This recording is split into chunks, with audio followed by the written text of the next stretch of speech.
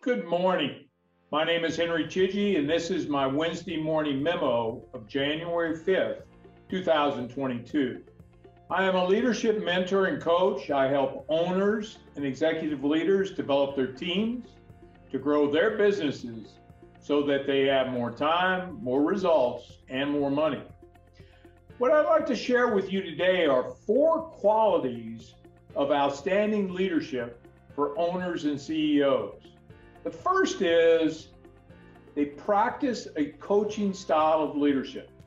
The best CEOs are leaders who foster sound judgment and independent decision-making in their team.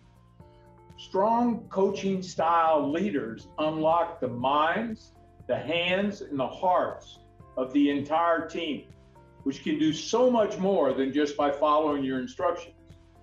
A few myths, though, about this style of leadership, and I do mean myths.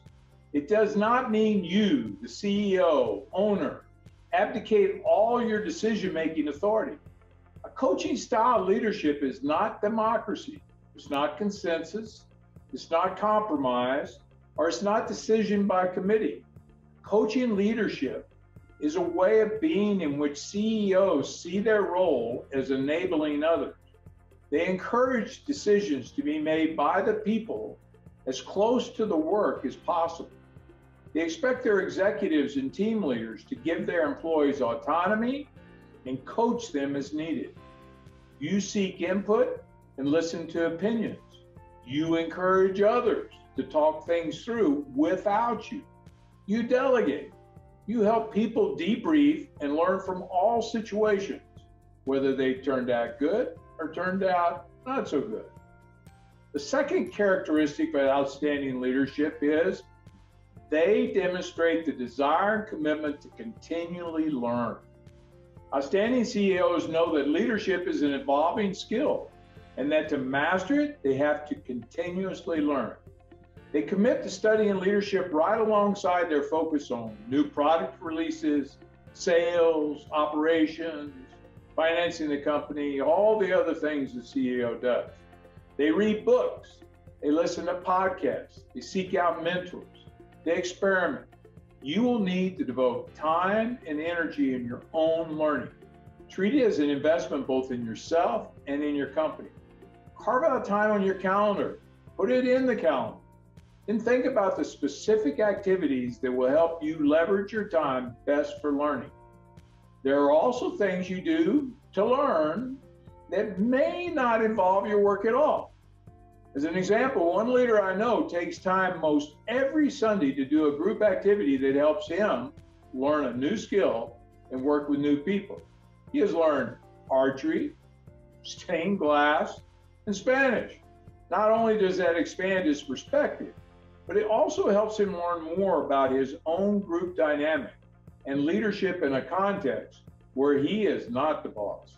That has helped him fine-tune his leadership at work. Track your progress by using metrics. For example, number of books or podcasts you're consuming every month, or how many times per month you have coffee with a peer, specifically to discuss learning or personal growth. All outstanding leaders are lifetime learners. The third characteristic, they understand they're playing a role like an actor or an actress. You realize that as a CEO, you are playing a role. Adapting to a role is a fundamental human condition. We do this in marriage. We do this as a parent, to name just a couple of examples. New roles require adaptation. Failing to understand that is failing to fulfill your full possibility as a CEO. First, you need to make peace with the idea that you need to, quote, act the part of the CEO. Get in the habit of asking yourself, what would a great CEO do in this situation? Being a successful CEO requires accepting that it is a role to play.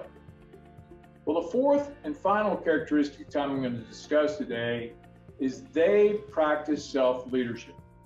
Being an exceptional leader starts with building your own self-awareness. It requires you to pay attention and have the courage to confront the unpretty truths about yourself. Increasing your own self-awareness is not easy, but it is rewarding. Ask yourself some questions and answer them honestly, even if it hurts.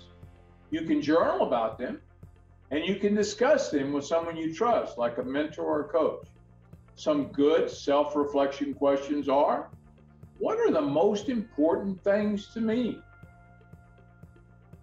What am I doing that's working? What am I doing that's not working? What do your trusted advisors, friends, and colleagues say about you to you? Are you listening? What is one quality you could transform that would become a game changer? The more honest you can be with you, the more you can use this understanding of yourself to develop into an outstanding leader. Ben Franklin kept a balance sheet of both the assets and liabilities of his personal traits. By keeping a running tally of his character, he believed he could build it over time. The bottom line is you can't develop yourself unless you know yourself. Invest in self-awareness to build your foundation of leadership. Pick one of these qualities to nourish this year, and you will be amazed at the strides your leadership will take and in the results you will achieve. Leadership does matter.